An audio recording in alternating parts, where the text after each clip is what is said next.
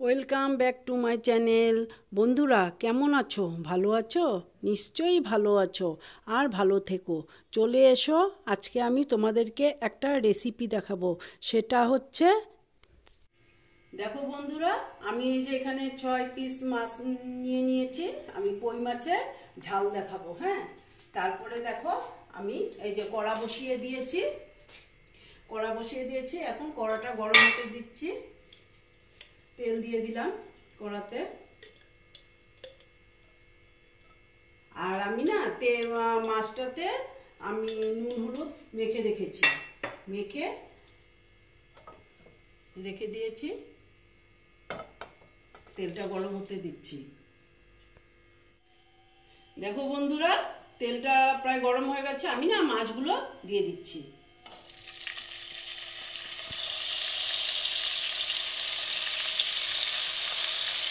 দিয়ে দিলাম 4টে, দেখছি হবে নাকি। হ্যাঁ, হয়ে যাবে। হ্যাঁ, আমি একবারে 6টা মাছ ভেজে নিচ্ছি। হ্যাঁ, ঠিক আছে। আমি দেখো একদিন হয়ে গেছে, আবার উল্টিয়ে দিচ্ছি। তোমরা তো সবাই জানো আমি আর কি কী করে করি, এইটাই তোমাদের সঙ্গে আমি শেয়ার করছি। ঠিক আছে, এক পিঠ হয়েছে, আবার আরেক পিঠ হতে দিচ্ছি। দেখো বন্ধুরা, একটু মাছটা ভাজা হয়ে গেছে। এবার আমি মাছগুলো তুলে নিচ্ছি।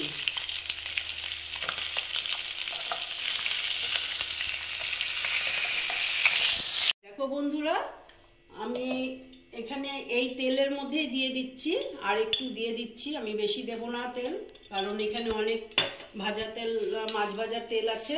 আমি দেখো কালো জিরে দিয়ে দিচ্ছি। তারপরে দিয়ে দিচ্ছি পেঁয়াজ। আমি গ্রেট করে নিয়েছি পেঁয়াজটা।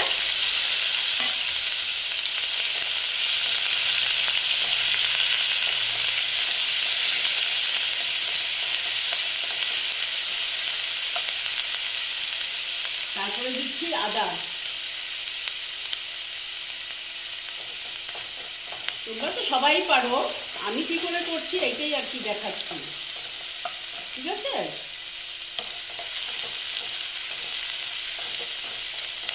তারপরে দিয়ে দিচ্ছি টমেটো কুচি। এটাও গ্রেট করে দিতে পারো, আমি কুচি করে দিয়েছি। দিয়ে এটা আমি একটু ভালো মতন ভেজে নিচ্ছি, যাতে পেঁয়াজের গন্ধটা চলে যায়।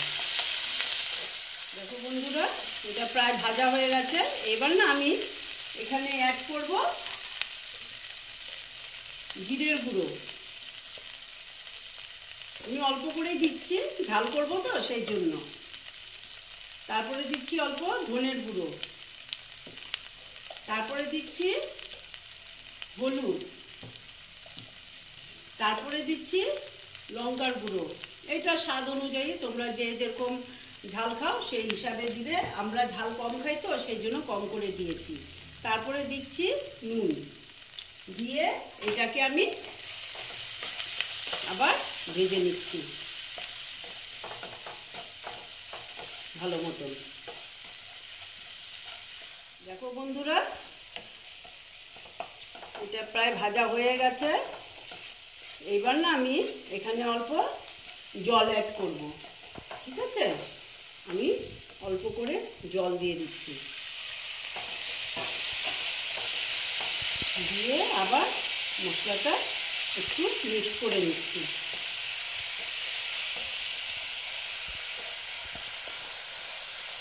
তো বন্ধুরা, এটা আমি একটু তেল বের হওয়ার জন্য আস্তে আস্তে হবে, আমি স্টিমটা কমিয়ে একটু ঢাকা দিয়ে রাখবো। বন্ধুরা, এবার আমি দেখে নিচ্ছি।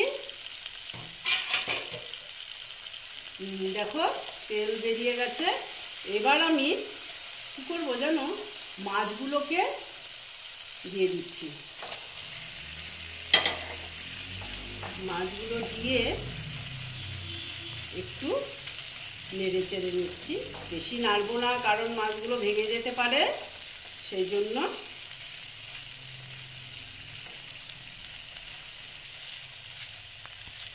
বাস, খুব সুন্দর হয়েছে। এইবার আমি বন্ধুরা এই যে আমি মাছগুলো উল্টিয়ে দিয়েছি। এবার না আমি গরম জল অ্যাড করছি। হ্যাঁ, আমি না ঠান্ডা জল অ্যাড করিনি। গরম জল অ্যাড করলে না খুব ভালো লাগে, মানে পানসা ভাবটা থাকে না, সেই জন্য আমি সব সময় রান্নাতে গরম জল অ্যাড করি।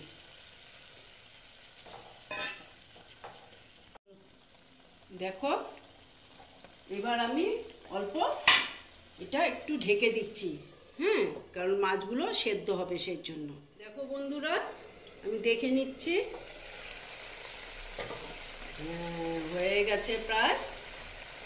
মাছগুলো সব উল্টিয়ে দিলাম আরেকবার। একটু ঝোল ঝোল আছে, এটা ঝাল, আমি ঝোল রাখবো না সেই জন্য। ঠিক আছে, এটা আমার কমপ্লিট হয়ে গেল।